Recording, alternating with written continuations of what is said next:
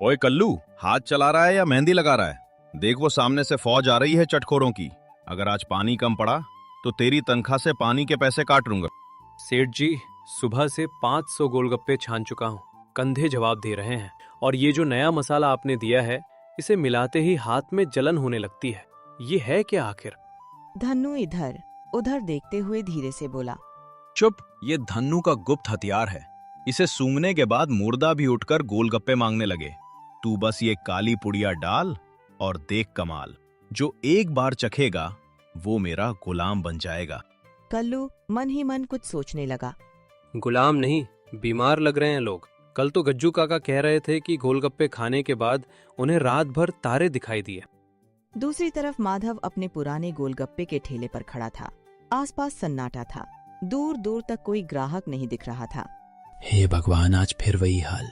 4 घंटे हो गए, सिर्फ 2 प्याले बिके हैं। धन्नू के यहाँ मेला लगा है और मेरे यहाँ सन्नाटा। क्या मेरी ईमानदारी ही मेरी सबसे बड़ी दुश्मन है? तभी उधर से गुजरते हुए रामू काका की नजर माधव के ठेले पर पड़ी।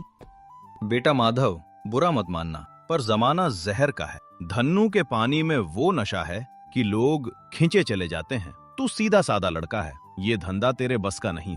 काका, मैं लोगों के पेट में तेजाब नहीं डाल सकता। माँ कहती है कि बरकत वही है जिसमें किसी की हाय ना शामिल हो।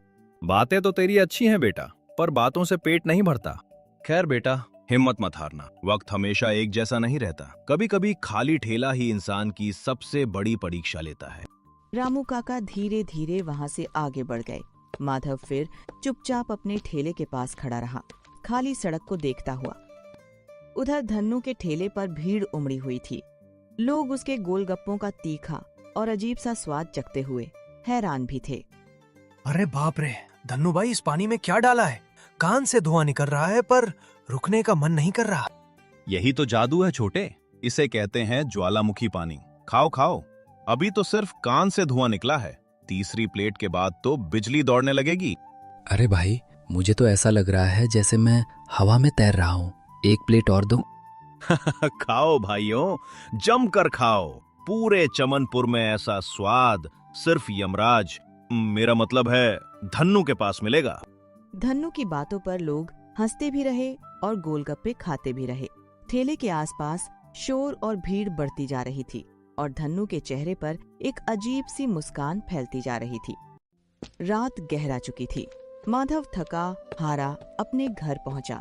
घर के अंदर उसकी छोटी बहन बुखार में चुपचाप लेटी थी और माँ उसके पास बैठी दरवाजे की तरफ देखती हुई माधव के लौटने का इंतजार कर रही थी। माँ, आज फिर दवा के पैसे नहीं जुटा पाया।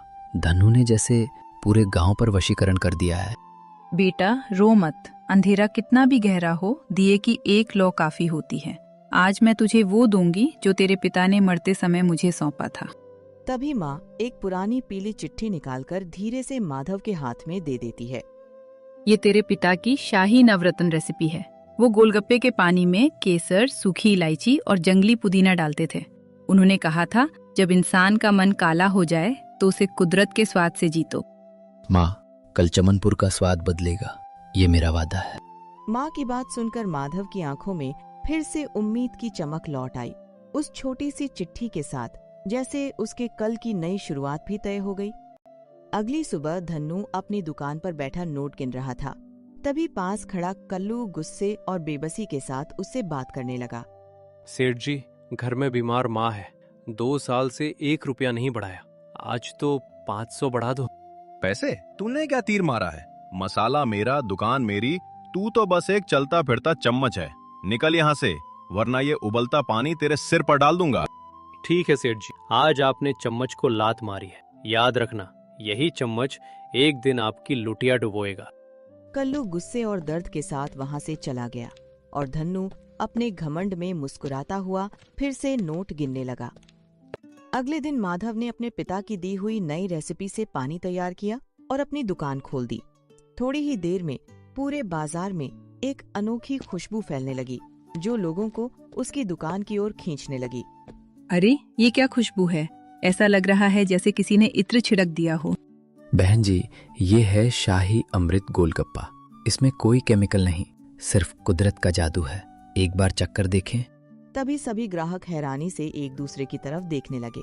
उन्होंने पहला निवाला लेकर स्वाद चखा और तभी उनमें से एक ग्राहक उत्साह से बोल पड़ा। वाह, गला तर हो गया। धन्नू के यहाँ तो सिर्फ मिर्च और जलन थी, यहाँ तो सुकून है। अरे ओ, सबको बुलाओ, असली गोलगप्पे यहाँ हैं। देखते ही देखते माधव के ठेले के पास भीड़ बढ़ने लगी और पूरे बाजार में उसके गोलगप्पों की चर्चा फैल गई। दूसरी तरफ धन्नू का ठेला धीरे धीरे खाली होने लगा था। ग्राहक अब माधव की दुकान की तरफ जा रहे थे और यह देखकर धन्नू जलन और गुस्से से तिलमिला उठा। ये कल का छोकरा मेरी बादशाहत छीन रहा है। कल्लू, ओए कल्लू, कहाँ मर गया? अच्छा, वो तो चला गया, खुद ही करना होगा। तभी धन्नू अपनी जेब में हाथ डालकर एक लाल शीशी निकालता है। हकीम ने कहा था कि इसके 2 बूंद काफी हैं, पर आज मैं ये पूरी डिब्बी डाल दूंगा। आज मेरा पानी ऐसा बनेगा कि लोग माधव का नाम तक भूल जाएंगे। वो पागलों की तरह सारा केमिकल पानी के बड़े मटके में पलट देता है। धन्नू की आंखों में लालच और साजिश की चमक थी और उसका खतरनाक खेल अब शुरू हो चुका था। थोड़ी देर बाद धन्नू के कुछ पुराने ग्राहक वहां आकर गोलगप्पे खाने लगे। उन्होंने पहला निवाला चखा ही था कि अचानक अजीब सा हंगामा शुरू हो गया। आह, मेरा पेट, ऐसा लग रहा है जैसे पेट में किसी ने चाकू मार दिया हो। धन्नो, ये क्या खिला दिया? मेरी आंखों के सामने अंधेरा छा रहा है। अरे अरे, शायद गर्मी ज्यादा है इसलिए हो रहा होगा। पानी तो एकदम बढ़िया है। देखते ही देखते पूरे बाजार में हड़कंप मच गया और धन्नू के चेहरे का रंग उड़ गया। शाम को धन्नू घबराया हुआ अपने घर पहुंचता है। जैसे ही वह घर के अंदर कदम रखता है, उसकी नजर अपनी पत्नी बिंदु पर पड़ती है, जो बुरी तरह बीमार पड़ी तड़प रही होती है। यह दृश्य देखकर धन्नू के पैरों तले जमीन खिसक जाती है। बिंदु, ओ बिंदु, ये क्या हालत बना रखी है तूने? उठ, देख मैं आ गया। जी, बहुत बहुत जलन हो रही है। ऐसा लग रहा है जैसे किसी ने सीने में जलता हुआ कोयला रख दिया हो। सांस नहीं ली जा रही। तूने कुछ गलत तो नहीं खा लिया? बता मुझे, क्या हुआ था? दोपहर को भूख लगी थी। रसोई में वो जो नीली पट्टी वाली डिब्बी रखी थी, मुझे लगा आप शहर से कोई नया शाही चाट मसाला लाए हैं।